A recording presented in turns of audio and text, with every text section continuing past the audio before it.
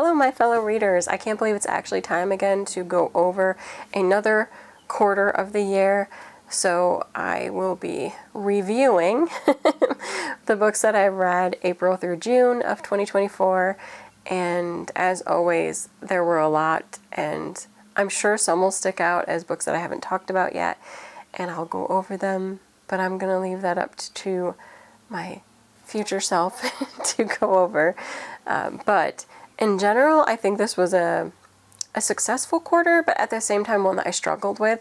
Like, I definitely read some books that I absolutely loved that are like my favorite of the year so far, but at the same time, I feel that I just struggled to feel the vibes of reading, like the thirst for wanting to read more. Like, I was just kind of like, I just need a break. I just need not to do anything. And so far I have not done that. I still push myself through all the time. But yeah, I definitely feel more like I was struggling this quarter than some of the other times of the year. I don't know. But this is now mid-year, and it's been successful. I'll also probably quickly go over how I'm doing on my reading challenges, because so far so good. I am still ahead of the game with most of them. I think I am nearly done. I'm going to have to double check this. Nearly done, if not completely done, with my Book Riot Read Harder challenge.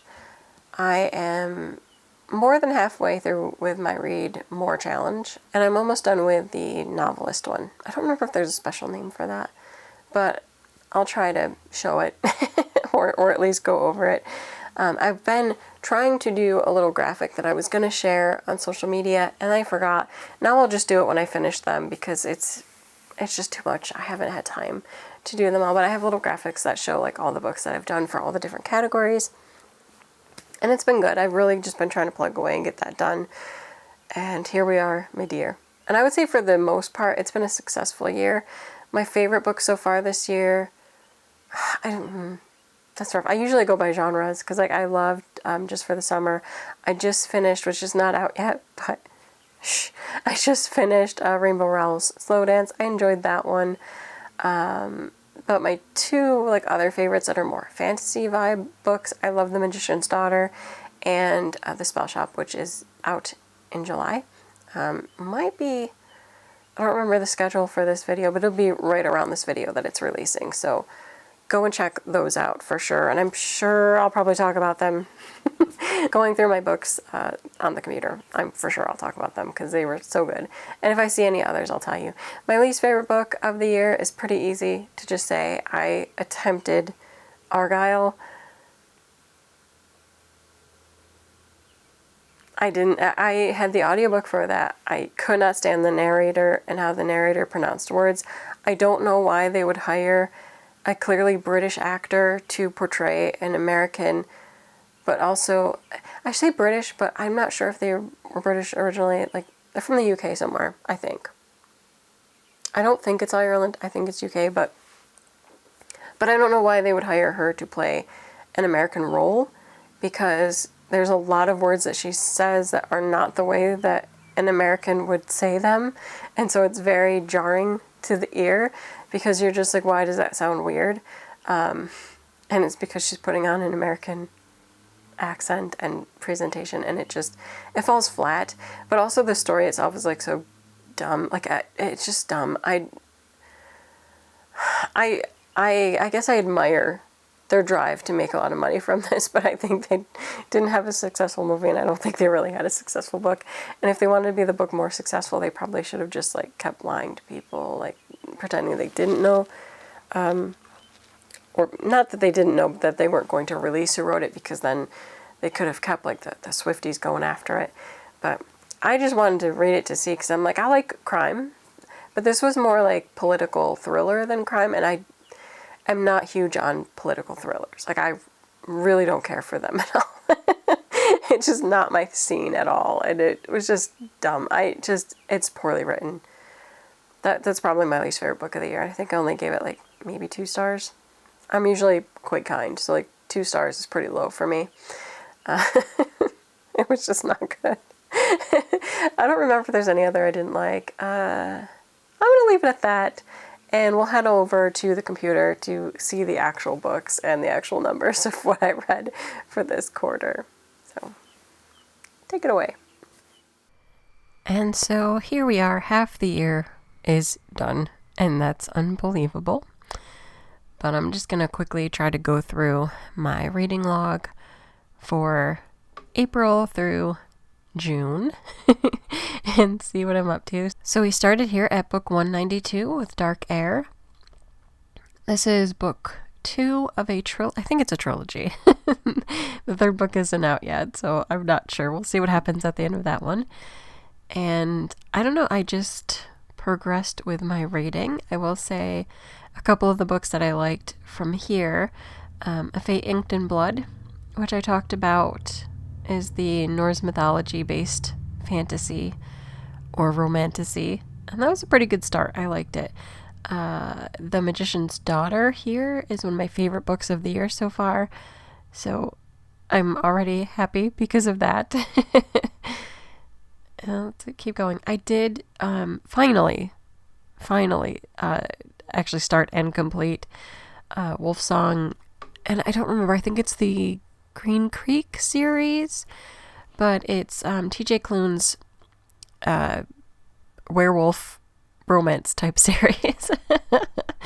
And I don't know, I liked it very much. It's good, it's moving. TJ Klune does amazing characters. I love his characters.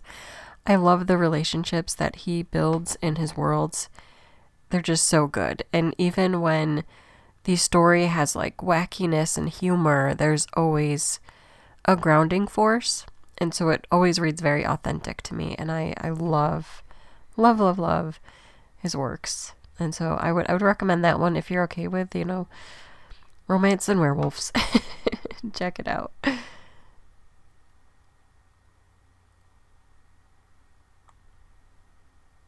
I completed Stephen Graham Jones's series with The Angel of Indian Lake. I love that horror. It's a horror slasher series. If you do not, I should say trilogy. If you do not like horror and slashers, you probably won't like it. But I love it. It was really good. So there's definitely, some high points that I really appreciated.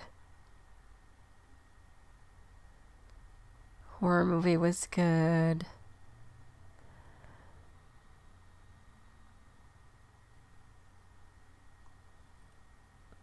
It's such a refresher to go back and see some of these. Like, I can't even remember some of the ones, and then when I'm looking back, I'm like, oh yeah. Middle of the Night I enjoyed. That's the latest from Riley Sager, and involves a kidnapping. I feel like I talked about this, but I don't know. But the main character's best friend was kidnapped when they were 10, and it's now like, I think 30 years later, somewhere around there. He's now back at his hometown because he had moved away, been married, etc., etc. And now he's back in his parents' home because they've moved to Florida, and I think they kind of wanted to sell the house, but in between, they're giving him a place to live and be, and there's reasons for that. But in the meantime, things start happening that lead him to want to know more about his friend's disappearance. I mean, he's always been kind of haunted by it, but things start happening that put him into the heart of it all. And I don't know, it was good. A Novel Love Story. I love that one. That's very good. And that's all I'm going to say about it. It was good. And again, I don't want to talk too much about it here because I'll probably see the covers and then I'll want to talk about it, but there's a lot of good ones. Rom-commers I didn't like as much as last year's release, but The Hello Stranger, which was really cute, but it was good.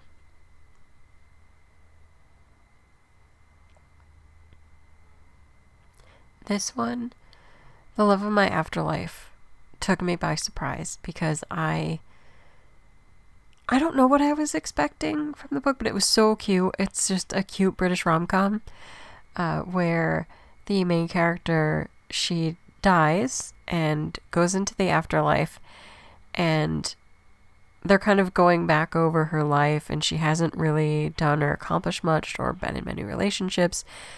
And so they're trying to, I don't know, they've just done an assessment. But then in the afterlife, she ends up bumping into this guy, and she feels like there's an immediate connection, and it could be her soulmate. And the person in charge of her death case, I guess, sends her back to life in order to find out her soulmate. It's like a kind of a true love option. And she reawakens to life with her neighbor that's kind of like her enemy. And through a series of events, she ends up working with him to try to find the guy that she saw in the afterlife, who of course will have no memory of their interactions. And chaos, but also cute and rom-com-y moments ensue, and it was good. This is a hidden gem, so I'm telling you now, if you like rom-coms, try The Love of My Afterlife. It's very cute.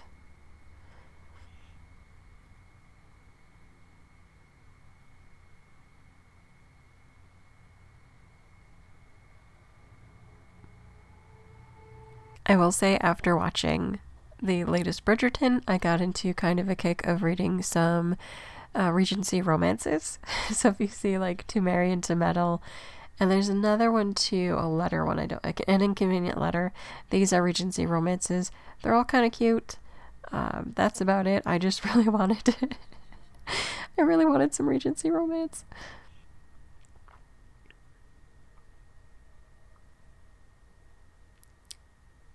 The Breakup Pact is a cute, it's a combination of fake dating, but also like childhood friends story. Like they were super cute group, but the two main characters, they're both experiencing like this terrible breakup. Well, the male lead, he doesn't really consider him broken up officially, like they're just taking a break.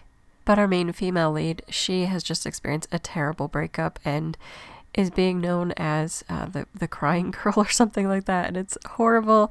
So to turn it around, they become the revenge exes and get the benefits of experiencing a breakup on social media, like being the jilted exes who then find love together because they were friends in the past. And it was cute. I enjoyed that one a lot.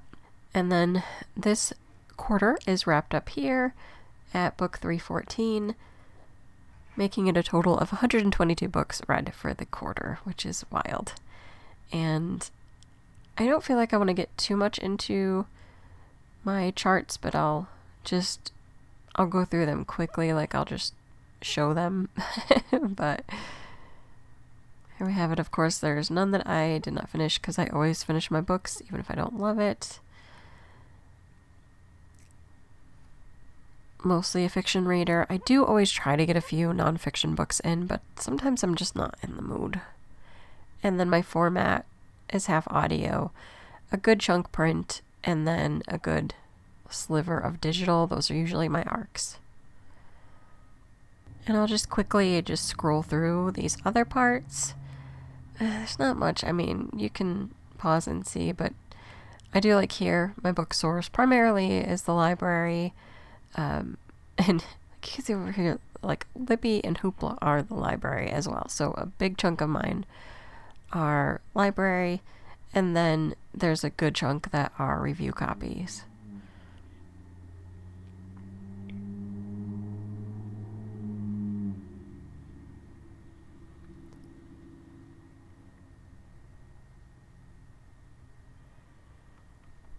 I'm just going to scroll back because I missed these ones. But there, you can take a look at any of the charts if you want to. I don't think there's really anything of note beyond what I normally talk about in here. I mean, it's not surprising, mostly audiobooks. I do like how now there's the audiobook source, so I can see like, oh, the majority of my audiobooks are just Libby. Like they're borrowed from the library. I do not pay for them. There is a good sliver that is Audible, so these are ones that are paid for books. I have my subscription to Audible. I think this sliver might be Spotify because I do have my Spotify account, and I think these are ones that I've used from my Spotify account. And then Hoopla, of course, is my other library books. So, yeah, I don't know. I think it's a pretty good breakdown between like books published this year and the backlist. So, I don't know. I like looking at them, but I don't think it's like anything necessary, but it's just kind of cool to see how it's broken down and see what my reading tastes are. I will just throw in here, since this is mid-year. Oh no, like maybe I did I finish this in June? I gotta go back and see, because I believe I am all done with this. So let me just go see if this was in June or if I finished it in July. I think I finished it in July, so don't worry about it. But I have now completed the Read Harder challenge. I have a few more to go on some of my other reading challenges, but that one is done. And I'm just going to hop over to Goodreads to check out the covers of the books and just, I don't know, see what it's looking like over there for my reading challenge. So here we are. We began in April here with Dark Air. So if you see any of these covers that look good, feel free to pause and see what the title is. This was a manga. Summer You Were There. I thought that was going to be the last volume, but it's not, so I don't know where it's going from there.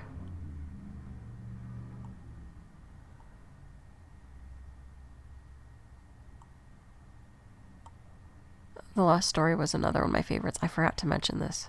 I love that one. I also feel like I got through a lot of rereads for this quarter, which is interesting. I don't know why this one didn't load, the Lost Bookshop cover, but oh well.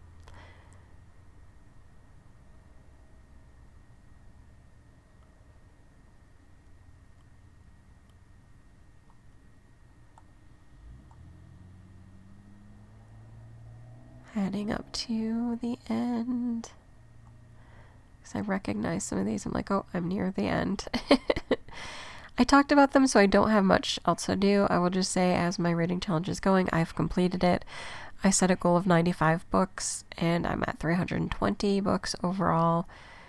And if you notice there's a difference between what I said here in my reading log versus what the challenge says, that's because there was a collection of short stories that I got for Kindle and Audible, like you get the bundle. And I should have, I guess, listed them out separately on my tracker, my reading log, but I did not. I just listed the collection name. But when I had to do it in Goodreads, you have to put it in book by book or short story by short story instead of the whole collection. So that's why the count's a little bit different, but I don't know. I guess it's fine. Either way, it's still a lot. I think my count again was like, I think 314 rather than the 320, but it is what it is. At least everything is tracked either way. And yeah, I'm going to keep going. I'm a little bit tired. I'm trying not to over push myself for the year. It's not like I'm trying to hit, 1,000 books or heck, even 700. I may, because looking at the number of what I have, I mean, I guess it's possible, but I'm not super trying to do that. I just want to read the stuff that I want to read and get through. So we'll see how the rest of the year goes. But we're halfway there. It was kind of fun. Since this is also like my mid-year thing, I just did want to do a quick progress report on my reading challenges.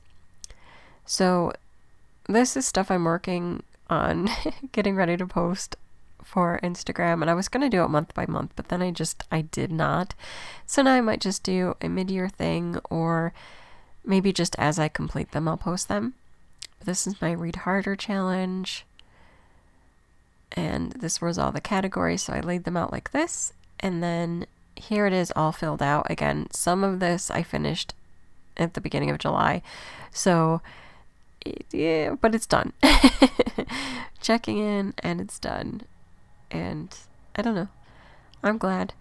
Originally, I was going to put the next Sangu Mandana book here, but then it got delayed until fall or winter. I don't remember when it's going to be published now. So originally I think it was supposed to be out in April, and then it got delayed. So instead I put The Spell Shop there, which was another one of my favorite books of the year. And I feel like I didn't mention that when I was going through them. I've mentioned it before though. I think I've talked about that book at least twice now. And then this is my library reading challenge. And these are all the categories. And this one, I only have 2 more left to do. A book written by a local author and about a person of influence. So I'm just going to pick a memoir, I think, and read that one. And I have the local author one picked. I just have not read it yet. And then the last one that I'm doing is the 2024 Reading Challenge. This is from Novelist. That Novelist works with libraries. It is a good way to find your next book. And if your library has Novelist, you should try using it in order to find your next read. But they also offer a little reading challenge. And so these are the goals for this year. And they do it month by month, but much like our reading challenge one, I just complete it when I complete it. So far I have all these done, and there's only 2 left. I gotta pick out a horror book. Now, I've read horror already this year, but I think I'm going to pick a certain one to finish this. And actually right now, I think I'm getting close to finishing this because I just borrowed Stephen Graham Jones's next book, which is I Was a Teenage Slasher, and so I think I'm going to do that for my horror book. And then an award winner from the past 3 years, I have to pick that. I'm not sure yet what it's going to be, but I just have to do that one. And then I'm done with this one as well. So I'm very close to being done with my reading challenges, which means the rest of the year is just a freebie of everything that I want to read. So, I mean, that's how I pretty much do it anyway. But there you go. There's a look at my midway point for the year, and I don't know. Everything's been going good. I like it. I've read a lot of books, and very many of them were good. There are some very definite contenders for best of the year. And I'll talk about that when I do my end of year review. But that's it. I will go back to live me for the closing. And so there you have it. There's my quarterly review. I'm sure you're not surprised at the number of books that I've read. I don't know what the end of the year will be like what the total number will be. I honestly don't care. Like, if I stopped reading books for the year today, which isn't going to happen because I have a lot of arcs that I want to read and more, I would be at a more than enough. Like, I'd be fine with my reading year. There were many years where I read far less, so like I'm satisfied. But yeah, I'm going to keep reading anyway. There's so many that I need to get through, and it's a little bit intimidating, but that is it for this video. Until next time, bye.